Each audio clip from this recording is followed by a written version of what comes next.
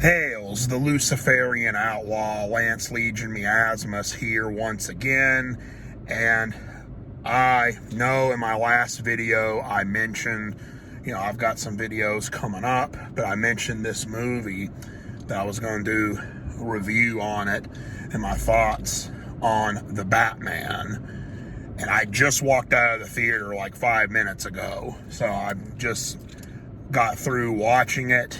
And I wanted to give quick thoughts on it while, I'll do, once it sinks in, I'll do a more thorough review probably. But now I just wanted to get, just quick thoughts. And if you're new to this channel, because, this is going to be a hot topic all over the place. If you're new to this channel, this isn't a movie channel per se. This is a philosophy channel and things about music and stuff like that, but it's mostly talking about philosophy, which is why I like Batman movies anyway, because you have philosophical debates about them and things like that, especially in the Nolan films. It was like that. Here's the obligatory spoiler warning. There may be spoilers here, so if you haven't seen it yet, or you don't want to be spoiled, then I would probably recommend coming back to this later, maybe after you've seen the movie. So you can leave now if you don't want to be spoiled. 3, 2, 1. Okay. So yeah, when that first trailer dropped in August of 2020, and then at the end, it would say 2021 because the movie was supposed to come out then, but got pushed back for obvious reasons. So I was like, man, it's going to be so far away before we can see this. But I loved that trailer. And then they finally drop a second trailer over a year later, and that was a good one. I'm like, this is, awesome. And I should just say that The Dark Knight is my favorite Batman film, and it's one of my favorite movies of all time. You can analyze that movie from a philosophical standpoint. I've done that on here. I talked about how the Joker is in that movie and things like that. And a long time ago, I did a review. This is probably back in like 2014 or something. I have a video on this channel where I reviewed the Nolan Trilogy. Batman Begins, The Dark Knight Rises as a whole. But I should have also said this at the start. I don't watch superhero movies per se. I only watch Batman movies. I do not care for the Batman versus Superman and the DC universe and things like that. I don't watch Marvel movies, so I'm not into superhero movies per se. I've only ever liked Batman. And that just stems back to liking Batman as a kid.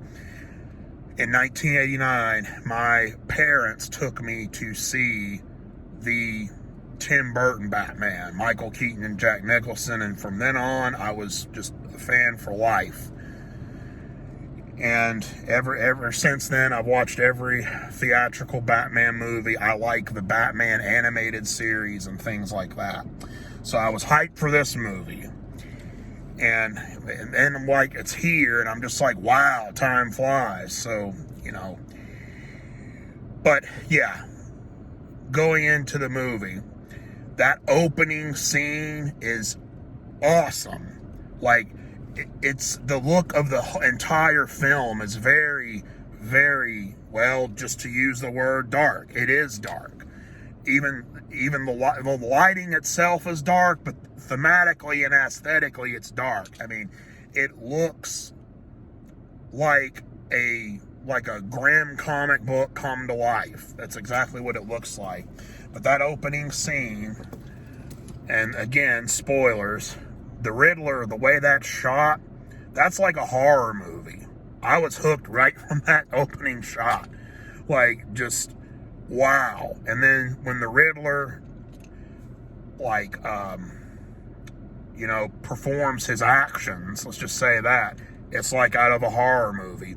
I loved the live streams he did. That's bringing modern technology into it. I loved those live streams. Yeah, it is pretty realistic, definitely. And yes, Paul Dano is a good Riddler. Definitely serial killer vibes. for damn sure. And then the first time we see Batman in the movie, which is, you know, after the opening scene with the Riddler, right after that, we see Batman emerge, and it's not all of a sudden, like he doesn't just swoop down and you're like, whoa. He slowly walks out of the darkness, and you're like, holy shit. Yeah, that is badass. Yeah, I loved that. And I loved the voiceover. I heard rumors that this movie would be like film noir and we'd have a voiceover. I didn't believe those rumors. I'm like, that's probably bullshit, you know, but I'm glad to see that those rumors were true. There is a voiceover through this movie. Batman saying his thoughts and all that. That's something that's really been missing in all the Batman movies. I thought that was a nice touch. Trying to think what else I can say right now. Well, I dug Colin Farrell as the Penguin, which I figured I would, because that's a more realistic portrayal of the Penguin. I could kind of see his version of the Penguin in the Nolan verse. I could definitely see this version of the Riddler in the Nolan verse. And there is, I'll just say this, at the end of the movie, I guess we are definitely getting a Joker in this universe. Because they hint at this villain that the Riddler's talking to in Arkham, that he does like this psychotic laugh, this inmate that the Riddler's talking to, and they hint that it's the Joker. So that, you know, that's a nice touch. I'll be interested in seeing that. But what I like about this film, it focuses on Batman, and we see more of Batman in the Batsuit than we see him as Bruce Wayne. I think Robert Pattinson's a good Batman. When he's Bruce Wayne, it's definitely a different take on the character. This is the most different take of Bruce Wayne I've ever seen.